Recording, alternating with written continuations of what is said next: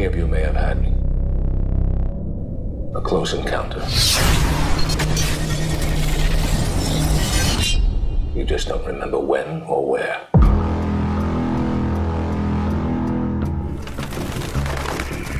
Melissa's gone. Look, there's 12 hours of unaccounted time. Why are you doing this to yourself? She's my sister. She's out there.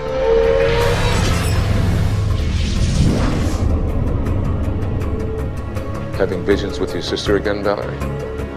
Come to my sanctuary. Have you ever asked yourself, where did the time go? Deja vu, daydreams, nightmares. Are they figments of our imagination or memories too frightening to remember?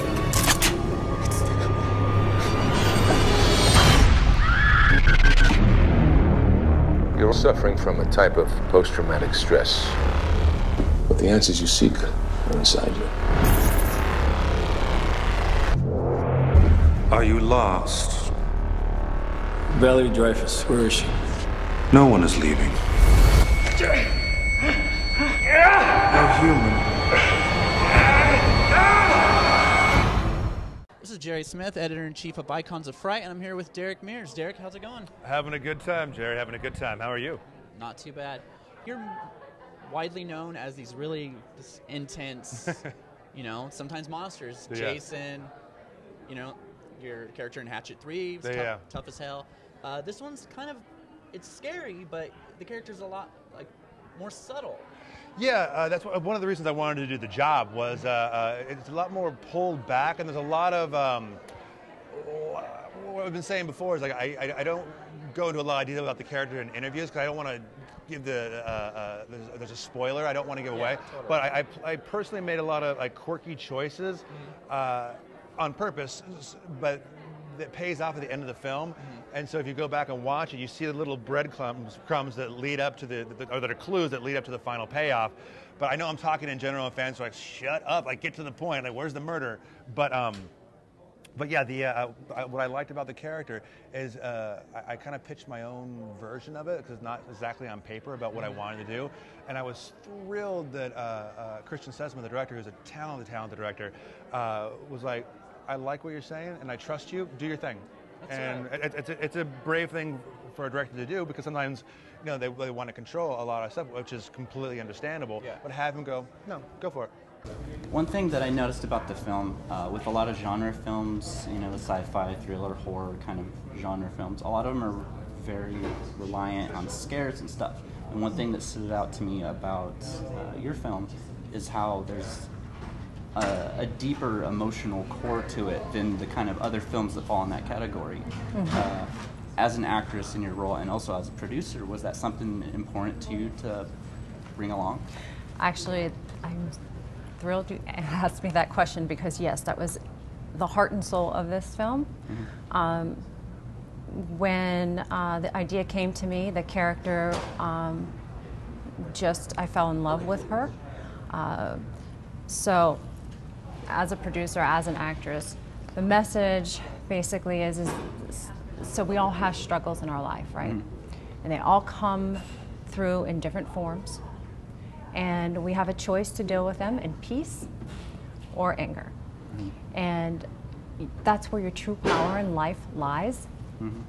And so her whole journey, she goes through and she struggles, but then finally she lets go and forgives. And then this part is really neat because that's when the doors started opening up for her, okay? And what happens is that we added the sci-fi element, whether you believe or not, is that once you forgive and you let go, you can collapse time. And you can experience another outcome. Therefore, this is what happens when we brought in the parallel universe aspect of the film.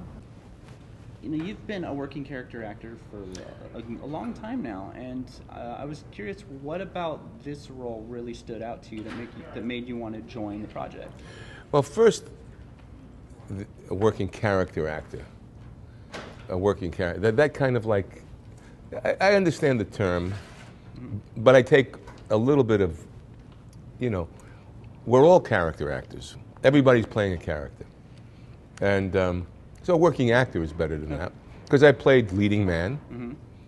You know, I'm sure you've seen me in you know, Maniac Cop and that stuff, or Profiler, and then I played the bad guy. He's a tough guy, you know, but character actor kind of like, it's just seeming so limitless. Okay. Limiting character actor. That's just my own prejudice, my own difficulty with it. But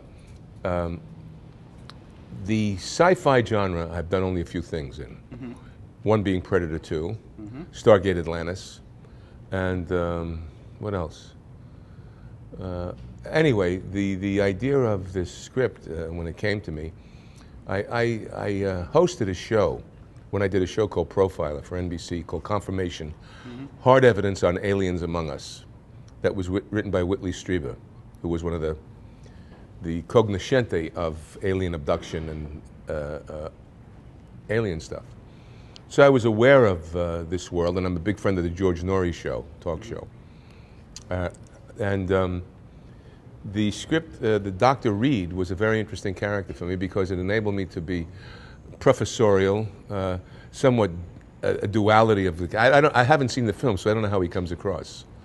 Like I said, you're known for you know, Jason, Hatchet 3, all this stuff, and by now you've really like solidified your place in the horror / genre, you know, arena. How does that feel to be so well received? I mean, even the people who didn't care for the Friday the 13th remake, which I love, even the people who didn't care, I mean, you're one of the best Jasons in their opinion. That's so flattering. Like, with each, it's so funny. Like, I'll have fans come to me, like, I'll do like autograph signings. They're like, "Oh, you're my favorite Jason," or "So and so's my favorite." And I'm like, man, no matter who it is, like, we all, like, if you and I play like Peter Pan, for example, we're gonna bring something different to the character because of our own life experiences.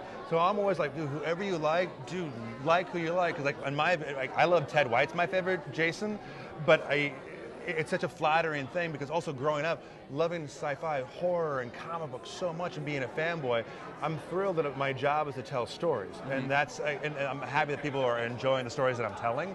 So, like I always say, I'm a fan representing the fans, and if it ends today, it's been an amazing run. But thank you for the flattering compliment. As an actress, again, in kind of like genre films, a lot of it relies a lot on, like, you know, physicality, going through, you know, running, that kind of stuff.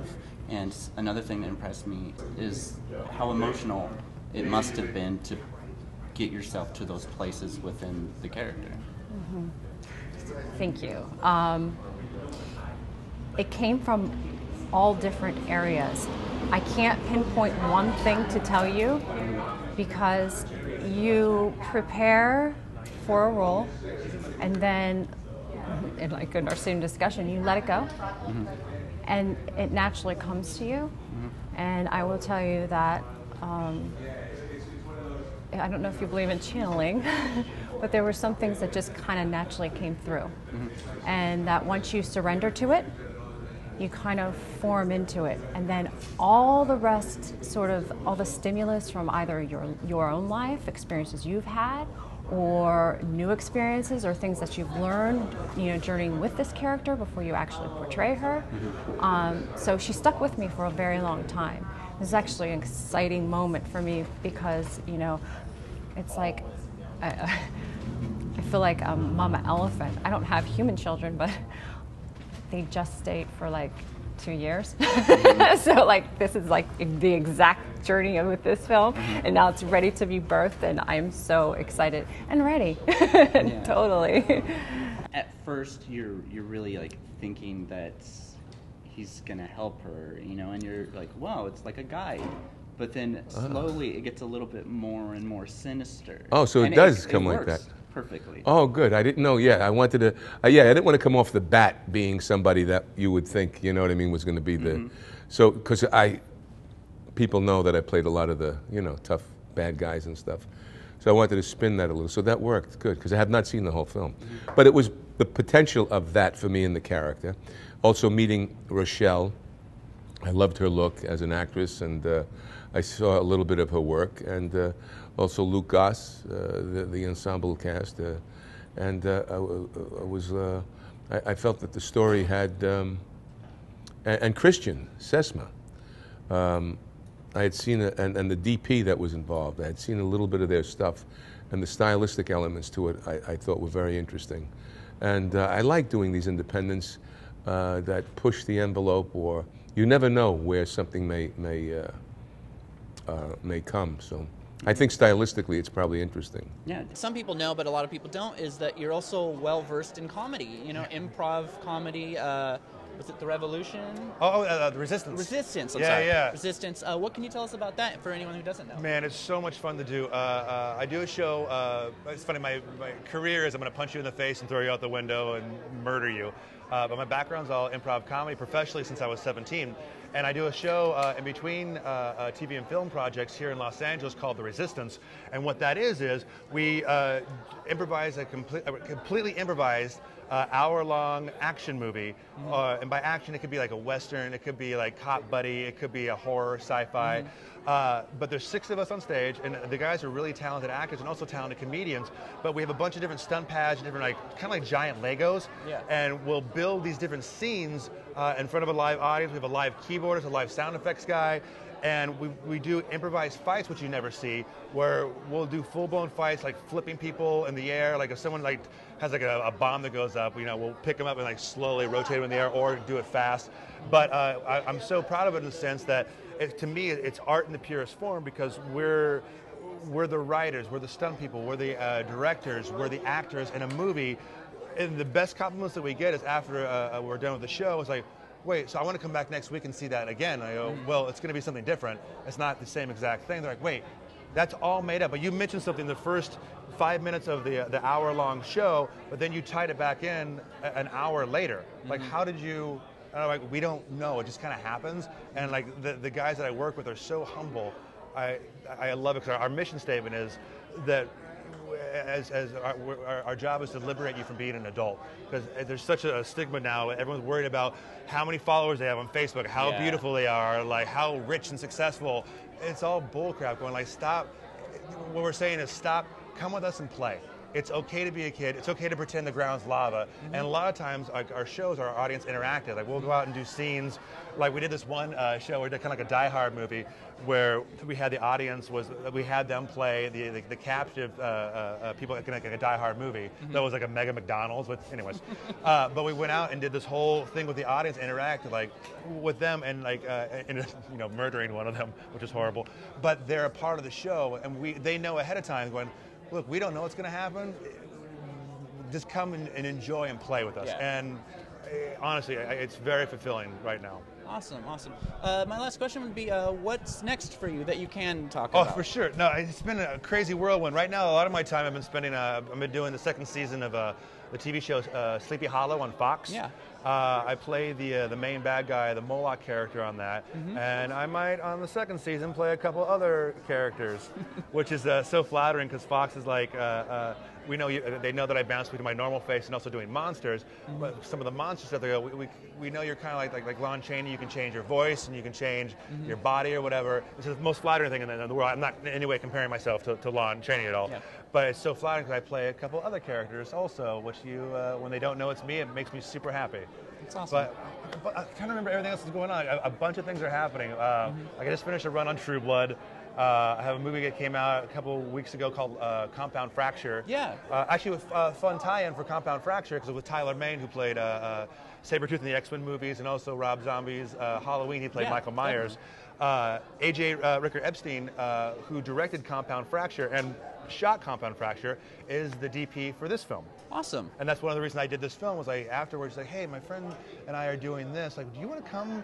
And it turns out the friend, Christian Sesma, is a friend of mine also. But I know, yeah, of course, I'll come play. But in between projects, this is great.